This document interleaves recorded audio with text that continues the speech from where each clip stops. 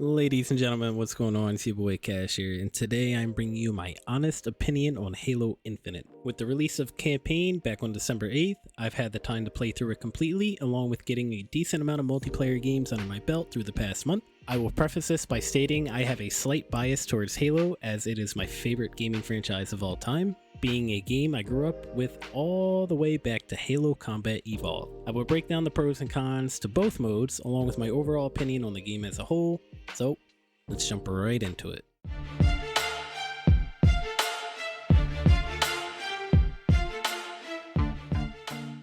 Multiplayer. It seems 343 has understood what fans have been asking for since the release of Halo 5 Guardians. We want that old feeling back. While I'm not taking a shot at Halo 5's gameplay, it surely was a fun time running it up in Warzone, Arena, Griffball.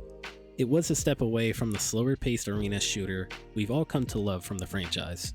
In Infinite, a slower pace returns with new options of equipment you can use, giving a nod to the armor abilities of Halo Reach. You get the choice of a grapple shot, drop shield, threat sensor, or thrusters. The weapons of Infinite also do not stray far from their previous appearances in the franchise, allowing for a familiarity when you jump into a game. But they have added a line of new weaponry to spice it up, which all add advantages in their respective ways. The maps are also a welcoming sight, with all but one, specifically launch site, being a blast to play on. Everything about the multiplayer just feels right, minus the player base. There's a reason for this. Microsoft has made a huge push to include the PC gaming world in its titles, offering a beloved Xbox franchise to a whole new demographic. This started with the release of the Master Chief Collection on PC in 2019, and it is expected to continue for all Xbox titles as Microsoft begins to focus on the broader software aspect of Xbox. While I love getting to see people fall in love with the franchise I grew up on, it seems their want is not to win, but to run up the kills.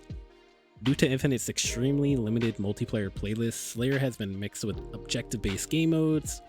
If we are to point the finger here, 343 Studios should have offered the same playlist style found in all their previous titles to combat players who do not want to play objective.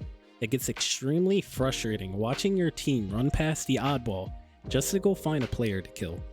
343 has stated they will be adding a Slayer-only playlist, but this should have been something done with the release of the multiplayer. We'll get to this more later in the video. But overall, I can't complain about what we have, it's just fun. Campaign. Arguably the best we've gotten since Halo Reach. I was scared about the potential grindiness of an open world take on Halo, but the open world activities are fun throughout the campaign, offering a break between missions to upgrade Master Chief's equipment, and clear new areas to have a base of operations, also called FOBs. The Middle-earth style banished targets are a really cool concept, rewarding you with a new weapon variant to use while running through the campaign. Outposts have their own story behind them, and taking them down is a load of fun. There are also a ton of collectibles to find that fill you in on the lore between Halo 5 Guardians and Halo Infinite. 343 has done a phenomenal job continuing Master Chief's story while also rebooting the series. The main story itself is very interesting, and I highly recommend it to any old and new players. I don't want to dive too deep into the story because I don't want to spoil anything in this review, but I'll leave it off with this. Play the game. I promise you, it's fun. Overall opinion. Halo 5 Guardians came out in 2015, marking a 6-year gap between games. While I have been thoroughly enjoying what has been given to us from November to the actual release in December, this game is lacking a lot of content known to be in a Halo game. From what I've seen, their new Slipspace engine has offered them more problems than advancements.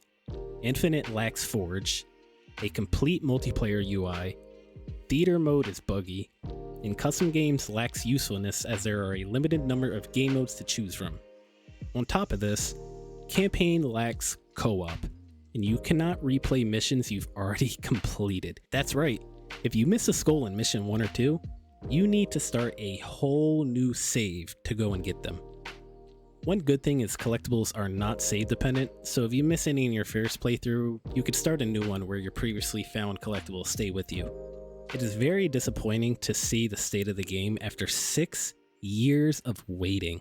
And all we are getting in response is telling us to wait even longer for core parts of the game. It seems to be a new trend in the gaming sphere to release a game when it is obviously not ready, just to ensure the income stays rolling in. Talking about money, Infinite is a microtransaction hell, with cosmetics costing a paycheck to get. I didn't think they could get any worse from the RNG system present in Halo 5 Guardians, but it sure as shit did.